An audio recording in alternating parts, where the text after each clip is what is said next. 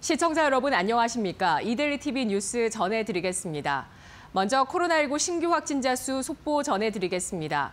중앙방역대책본부에 따르면 오늘 0시 기준 코로나19 신규 확진자 수는 559명을 기록했습니다. 국내 발생은 516명, 해외 유입은 43명이었습니다. 첫 소식입니다.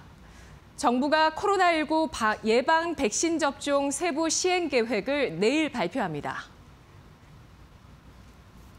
중앙재난안전대책본부 등에 따르면 정부는 내일 오후 2시 10분 브리핑을 열어 백신 접종 시행 계획을 공개합니다. 이는 다음 달부터 시행될 백신 접종을 앞두고 우선 접종 대상자와 접종 기관, 실시 기준, 접종 후 이상 반응 관리 체계 등을 포함한 자세한 내용을 공개하는 것입니다. 보건복지부와 질병관리청은 앞서 지난 25일 새해 업무 계획을 통해 오는 9월까지 전 국민의 70%에 대해 1차 무료 접종을 시행해 11월에는 집단 면역을 형성하겠다는 목표를 제시한 바 있습니다. 정부가 다음 달 초 대도시권 주택 공급 확대 방안을 발표합니다. 홍남기 부총리 겸 기획재정부 장관은 어제 관계장관 회의를 열고 이 같은 방안을 논의했습니다. 정부는 서울 등 대도시권을 대상으로 양질의 충분한 주택을 신속히 공급해 나가기로 하고 구체적인 방안을 조속히 마련하기로 했습니다. 앞서 문재인 대통령은 지난 18일 신년 기자회견에서 공공재개발, 역세권 개발, 신규 택지의 과감한 개발을 통해 시장이 예상하는 수준을 훨씬 뛰어넘는 부동산 공급을 확대할 것이라고 밝힌 바 있습니다. 한국과 중국의 정상이 올해를 문화교류의 해로 선포하면서 중국의 한알령이 풀리는 계기가 될지 주목됩니다. 문재인 대통령은 어제 오후 시진핑 중국 국가주석과 정상 통화를 했습니다. 양 정상은 올해와 내년을 한중 문화교류의 해로 선포하고 이를 성공적으로 추진해 성과를 거두기를 기원했다고 청와대는 밝혔습니다. 양 정상은 내년 한중 수교 30주년을 앞둔 시점에서 한중관계 미래발전위원회를 통해 향후 30년의 발전 청사진을 함께 구상해 나가는 데에도 뜻을 같이 했습니다.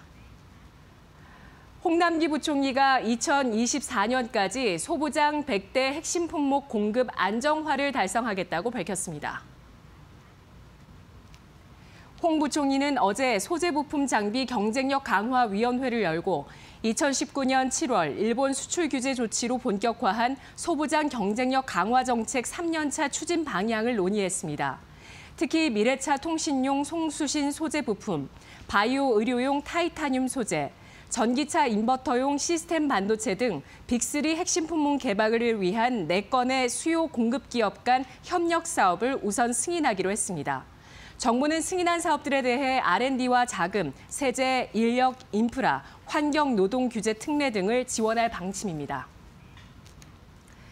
정세균 국무총리가 설 장바구니 물가가 안정될 수 있도록 모든 수단을 강구해달라고 관계부처에 지시했습니다.